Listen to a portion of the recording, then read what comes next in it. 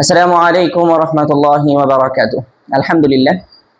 আলহামদুলিল্লাহি রাব্বিল আলামিন ওয়াল আকিবাতু লিল মুত্তাকিন ওয়াস সালাতু ওয়াস সালামু আলা আশরাফিল আমবিয়া ওয়াল মুরসালিন ওয়া আলা আলিহি ওয়া আসহাবিহি আজমাইন। আপনারা সবাই কেমন আছেন? আশা করি সবাই অনেক ভালো আছেন। তো আপনাদের দোয়াতে আমিও আলহামদুলিল্লাহ অনেক অনেক ভালো আছি। তো আমাদের কয়েকটা দিন গ্যাপ চলে গিয়েছে। আমরা পোস্ট করেছিলাম, আপনারা অবশ্যই অবগত আছেন যে কেন লেট হয়েছে। তো আমরা দেরি না করে চলুন ভিডিওটা স্টার্ট করে দিব। তো ভিডিও স্টার্ট করার আগে আমরা বলে নিচ্ছি, যারা যারা আমাদের চ্যানেলে নতুন আছেন অবশ্যই অবশ্যই আমাদের চ্যানেলটিকে সাবস্ক্রাইব করবেন, আর অবশ্যই অবশ্যই আমাদের পাশে থাকবেন। ইনশাআল্লাহ আমরা আপনাদের প্রত্যেককে নিয়ে খুব সহজভাবে কিভাবে কোরআন শিখতে পারি, এটা হচ্ছে আমাদের মিশন। আমরা কিভাবে আল্লাহর কালাম খুবই সহজভাবে পড়তে পারি, এই বিষয়ে আমরা অলরেডি ক্লাস করেছি অনেকগুলা, এখনো করবো ইনশাল্লাহ। আপনারা সবাই আমাদের সাথে থাকবেন, আমাদেরকে সাপোর্ট করবেন যেন আমরা এই ক্লাসটা কি করতে পারি, পরিপূর্ণ শেষ করতে পারি। তো চলুন কথা না বাড়িয়ে আমরা শুরু করতেছি আজকের নতুন ভিডিও। তো ইতিপূর্বে বিগত যে ভিডিও ছিল সেই ভিডিওতে আমরা এই মাখরাজ সম্পর্কে কিছু আলোচনা করেছিলাম। সো মাখরাজ সম্পর্কে আমরা টোটাল 4টা টপিক নিয়ে আলোচনা করেছিলাম। এখানে আমি 4টা টপিক লিখে রেখেছি। 1 নম্বর টপিকে আমরা আলোচনা করেছিলাম যে মাখরাজ শব্দের অর্থ কি। আমরা বলেছিলাম কি যে মাখরাজ শব্দের অর্থ হচ্ছে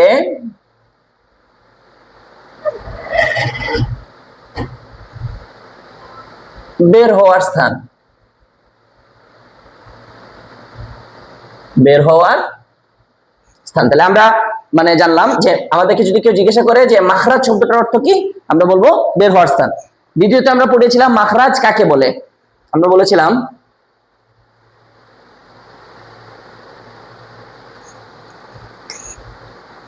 আরবি হরফ, আরবি হরফ উচ্চারণের স্থানকে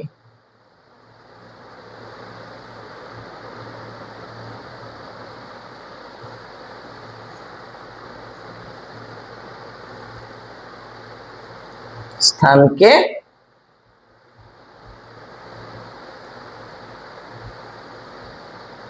মাখরাজ বলে। তাহলে আমরা যদি আমাদেরকে যদি কেউ এখানে টোটাল কোশ্চেন দুইটা ছিল, দুইটা কোশ্চেন আমরা সলভ করে ফেলেছি। 1 নম্বর কোশ্চেন ছিল যে কি মাখরাজ শব্দের অর্থ কি, আমরা জেনেছি যে মাখরাজ শব্দের অর্থ হচ্ছে বের হওয়ার স্থান। আর দেন 2 নম্বর প্রশ্ন ছিল কি যে মাখরাজ কাকে বলে, আমরা সেটাও জেনেছি যে আরবি হরফ উচ্চারণের যে স্থানটা আছে সেই স্থানটাকেই মাখরাজ বলে। তো আরবি হরফ উচ্চারণের স্থানকে মাখরাজ বলে। তো এই উচ্চারণের স্থান মোট কয়টি, এখানে কোশ্চেনটা হবে যে মাখরাজ মোট কতটি, মাখরাজ মোট কতটি। এটার আনসার হবে মাখরাজ 17টি, মাখরাজ 17টি। আর এই যে 17টা মাখরাজ আছে, এই 17টা মাখরাজ কয়টা স্থান থেকে উচ্চারণ হয়, এটাও আমরা বলেছিলাম যে এই 17টা মাখরাজ টোটাল 5টি স্থান থেকে উচ্চারণ হয়। তো এই যে 5টা স্থান আছে, এই 5টা স্থান থেকে কিভাবে কিভাবে উচ্চারণ হয়, আজকে মাখরাজ যে জিনিসটা আসলে অনেকটা দীর্ঘ। তো আমরা এত দীর্ঘ আলোচনা করব না ইনশাল্লাহ, ধীরে ধীরে আমরা দরকার হলে কম কম করে 3 দিনে দরকার হলে 17টা মাখরাজ মুখস্থ করবো ইনশাল্লাহ। তো আজকে যে আজকে আমরা টপিক নিয়ে আমরা আজকে 17টা মাখরাজ থেকে টোটাল 60টা মাখরাজ শেষ করে ফেলবো। দেন নেক্সট ভিডিওতে আমরা পড়বো আরো বাদ বাকি 5টা, এর পরের ভিডিওতে আমরা পড়বো বাদ বাকি 5টা। এর পাশাপাশি আমরা কিছু প্র্যাকটিস করব, হরফের যে সমস্ত প্র্যাকটিসগুলো আমাদেরকে করা দরকার, যে সমস্ত প্র্যাকটিস করলে আমাদের হরফের সম্পর্কিত যে সমস্ত সমস্যাগুলো আছে এই সমস্যাগুলো ইনশাআল্লাহ দূর হয়ে যাবে। তো চলুন এবার আমরা জানি 5টা স্থান কি কি। 1 নম্বর হচ্ছে গলা, অবশ্যই এই ভিডিওগুলো আমরা কিন্তু অলরেডি বানিয়ে ফেলেছি। 2 নম্বর হচ্ছে ঠোঁট, 3 নম্বর হচ্ছে নাকের বাসি,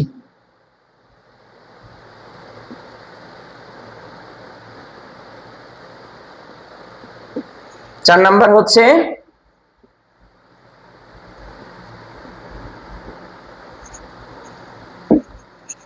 হচ্ছে মুখের ভিতরের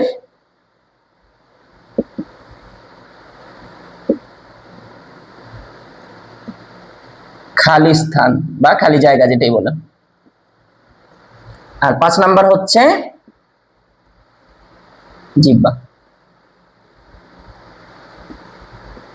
এই টোটাল 5টা স্থান থেকে 17টা মাখরাজ উচ্চারণ হয়। তো 5টা স্থান আমরা পাইলাম, দেখেন আমরা বলি সহজার্থে। 1 নাম্বার হচ্ছে গলা, 2 নাম্বার হচ্ছে ঠোঁট, 3 নাম্বার হচ্ছে নাকের বাসি, 4 নাম্বার হচ্ছে মুখের ভিতরের খালি জায়গা বা খালি স্থান, 5 নাম্বার হচ্ছে জিহ্বা। তো আজকে আমরা পড়বো বলেছিলাম কয়টা, 7টা পড়বো। 17টা থেকে আজকে আমরা পড়বো 7টা। এই 7টা কি কি? এই 7টা মাখরাজ, এই টোটাল 4টা যে জায়গা আছে, এই যে 4টা স্থান আছে, এই 4টা স্থান থেকে টোটাল 7টা মাখরাজ উচ্চারণ হয়। এই 4টা স্থান থেকে মাত্র 7টি মাখরাজ বের হয়। তাহলে এই 4টা স্থান থেকে আমরা পাবো মাখরাজ মোট 7টি। তো চলুন এখন আমরা মাখরাজগুলোকে ক্লিয়ারলি সুন্দরভাবে এখানে আপনাদের জন্য লিখে দিব ইনশাআল্লাহ।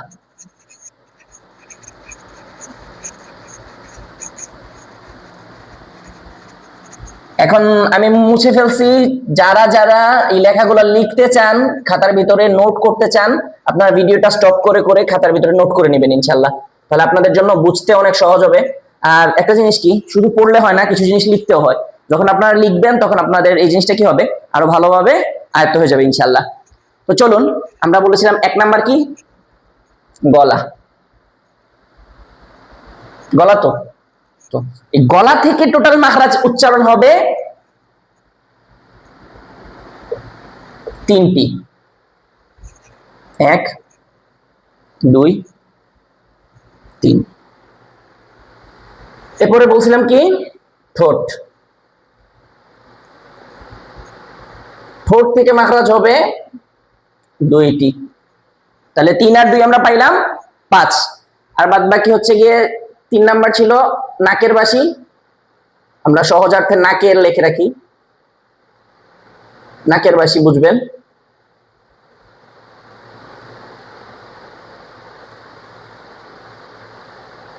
বাসি। আর 4 নাম্বার হচ্ছে মুখের ভিতরে খালি জায়গা, আমরা শুধু খালি লিখে রাখি, খালি স্থান। তাহলে এই 3 নাম্বার থেকে হবে একটা, 4 নাম্বার থেকে হবে একটা। তো আমরা কিন্তু আজকে শুরুতেই বলেছিলাম যে আমরা টোটাল কয়টা মাখরাজ আলোচনা করব, 7টা। আপনারা দেখুন এখানে হচ্ছে 3টা, এখানে হচ্ছে 2টা, 3 আর 2 5 6 7। এখন আসেন 3টা কি কি আমরা আলোচনা করি। 1 নাম্বার হচ্ছে গলার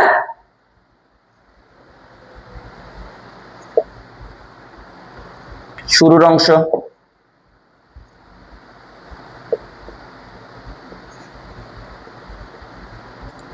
গলার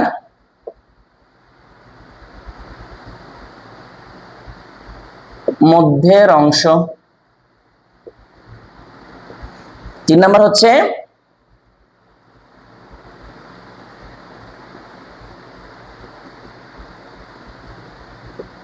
শেষের অংশ।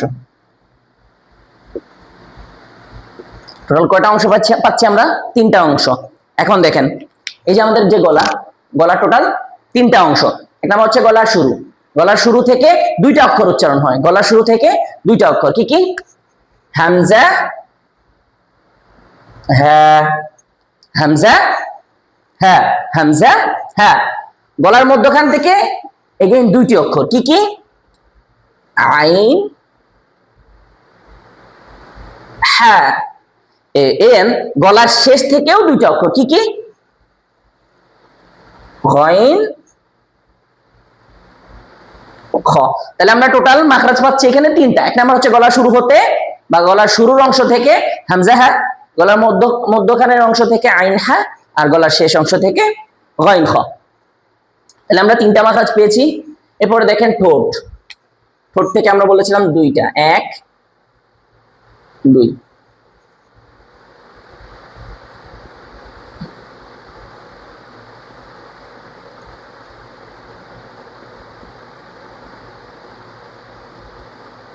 শুধুমাত্র 2 ঠোঁটের সংমিশ্রণে মাত্র 2টি অক্ষর উচ্চারণ হয়। মানে 2টা ঠোঁটের মিলিত হওয়ার মাধ্যমে আমরা বলতে পারি 2 ঠোঁট মিলিত হওয়ার মাধ্যমে 2টি মানে 3টি অক্ষর উচ্চারণ হয়। মাখরাজ কয়টা? মাখরাজ কিন্তু একটা, 3টা অক্ষর। 2 ঠোঁট থেকে 3টি হরফ উচ্চারণ হয় কি কি? বা, মিম, ওয়াও। বা, মিম, ওয়াও। তাহলে 2 ঠোঁট থেকে কয়টি মাখরাজ? একটি মাখরাজ কি, ব্যা মিম ওয়াও, হরফ তিনটি, মাখরাজ একটি। আরেকটা হচ্ছে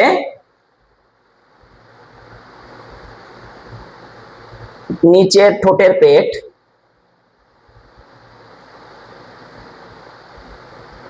পেট না, মধ্যস্থান, নিচের ঠোঁটের মধ্যস্থান বলতে এই যে এই জায়গাটা, ঠিক আছে, নিচের ঠোঁটের মধ্যস্থান আর উপরের যে দুই দাঁত আছে, উপরের দুই দাঁত,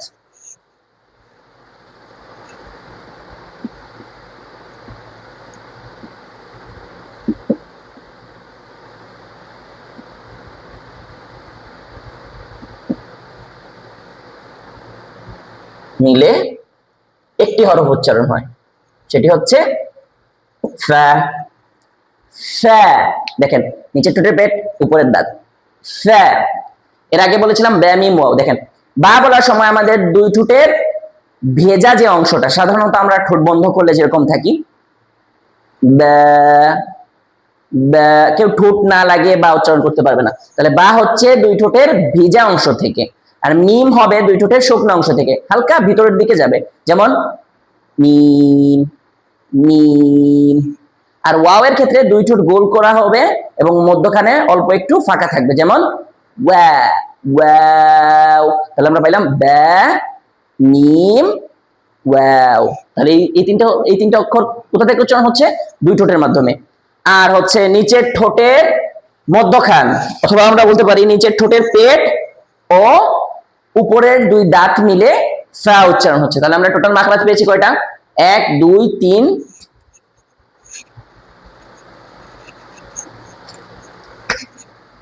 4 5।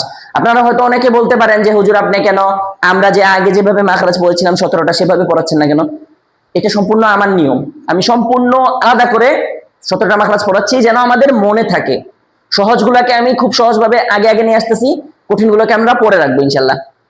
আচ্ছা, তো নাকের বাসি থেকে একটা, এটা হচ্ছে গিয়ে 5টা গেছে, এখন হচ্ছে 6 নাম্বার, মানে নাকের বাসি। নাকের বাসি থেকে যেটা, সেটা হচ্ছে গিয়ে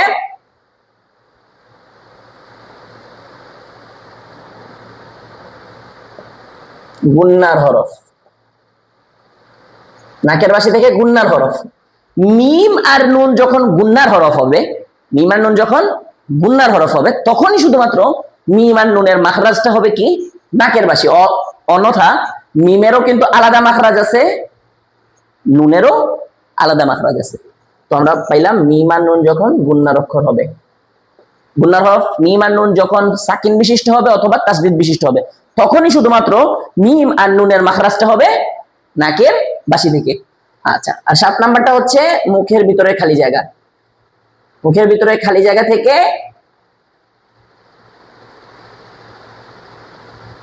মদের হরফ। মুখের ভিতরে খালি জায়গা থেকে মদের হরফ, যেমন আমি আগে বলেছিলাম আ ই উ, বাট মদের হরফ হচ্ছে ওয়াও আলিফ ইয়া। মিম আর নুন যেভাবে সাকিন অথবা তাসদিদ বিশিষ্ট হইলে, মানে হচ্ছে যখন তাদের মাধ্যমে, মানে মিম আর নুনের ভিতরে যখন গুণনা করা হয়, তখন গিয়ে মিম আর নুন কিসের হরফ হয়? গুণনার হরফ হয়।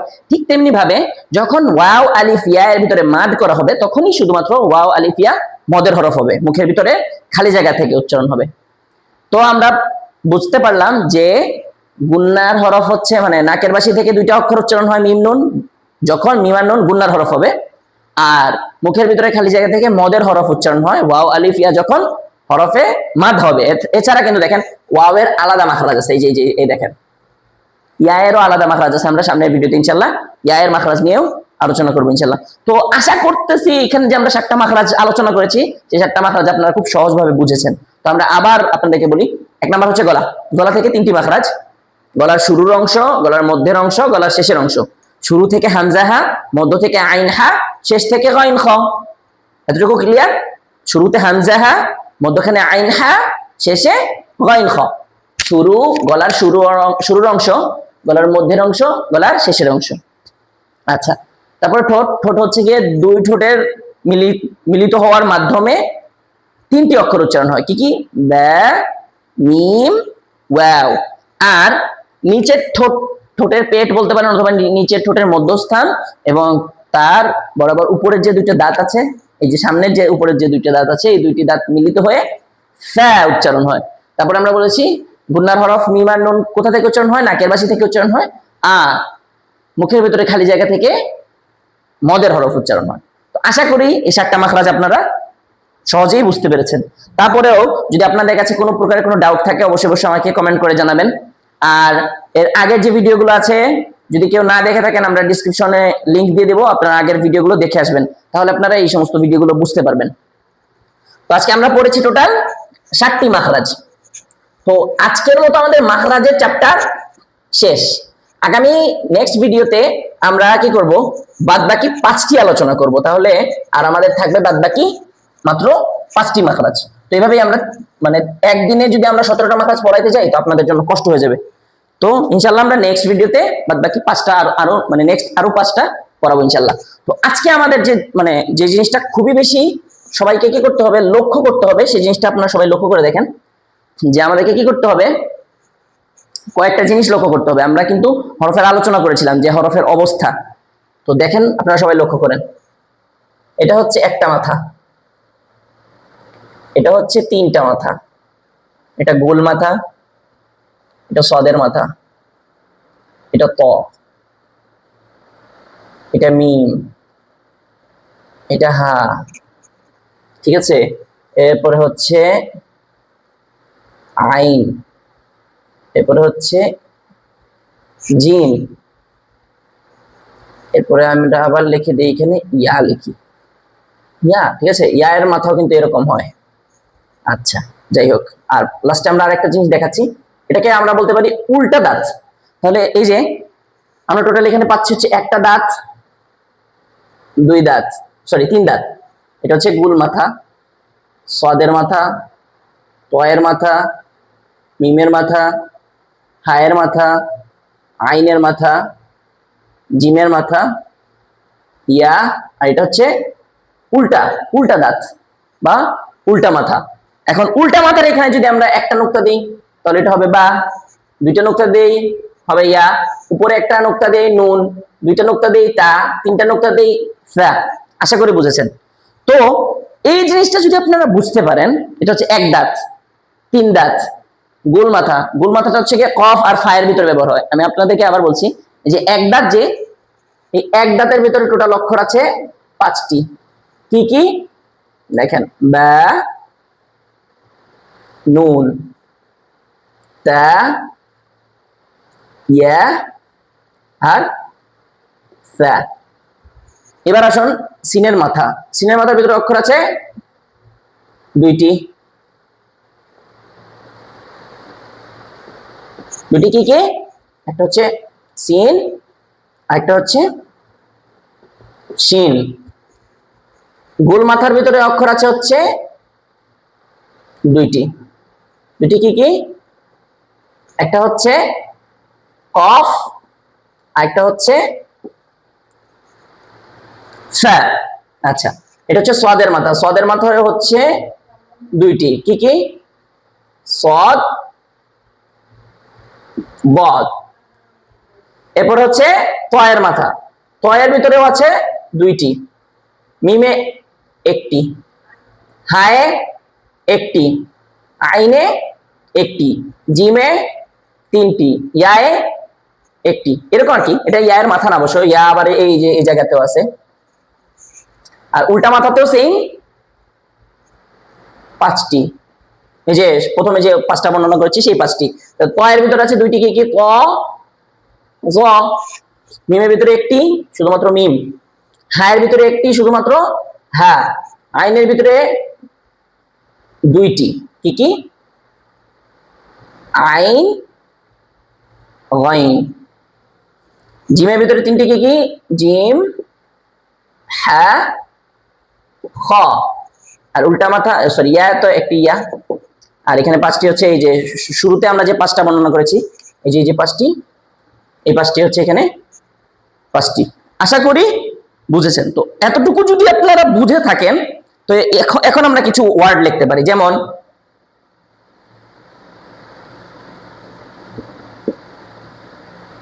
এখানে আমরা কোন 3টা অক্ষর লিখেছি? প্রথমে কি লিখেছি বা, জিনিসটা কি ছিল? উল্টা দাঁত, বা হা ফা, বা হা ফা,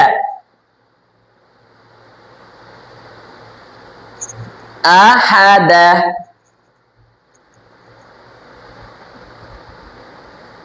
এটা কি জা আসা নাকি জালাসা সেটা বলেন তো?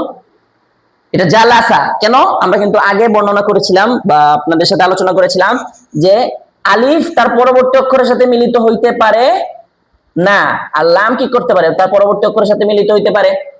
এটা হচ্ছে আলিফ, আর এটা হচ্ছে লাম। সো লামটা কি হয়েছে? সিনের সাথে মিলিত, সিনের সাথে মিলিত হয়েছে, তাহলে জিম লাম আইন। আচ্ছা, তারপরে আমরা আরো কিছু অক্ষর লিখি, যেমন র জিম আইন, বা আইন ফা, তারপরে ওয়াও জিম দাল, সিন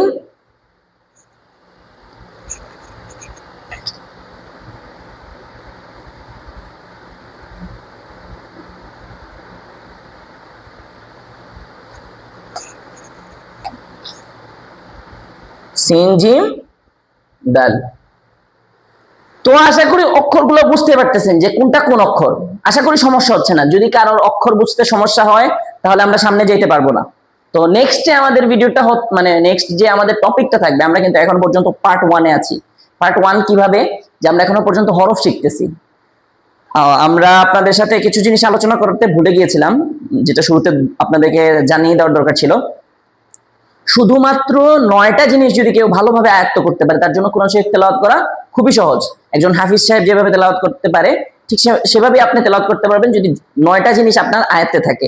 এর ভিতরে 1 নাম্বার হচ্ছে হরফ, 2 নাম্বার হচ্ছে হরকত মানে জবর জের পেশ যেটাকে বলে, 3 নাম্বার হচ্ছে সাকিন, 4 নাম্বার হচ্ছে তাসদিদ, 5 নাম্বার হচ্ছে তানবিন।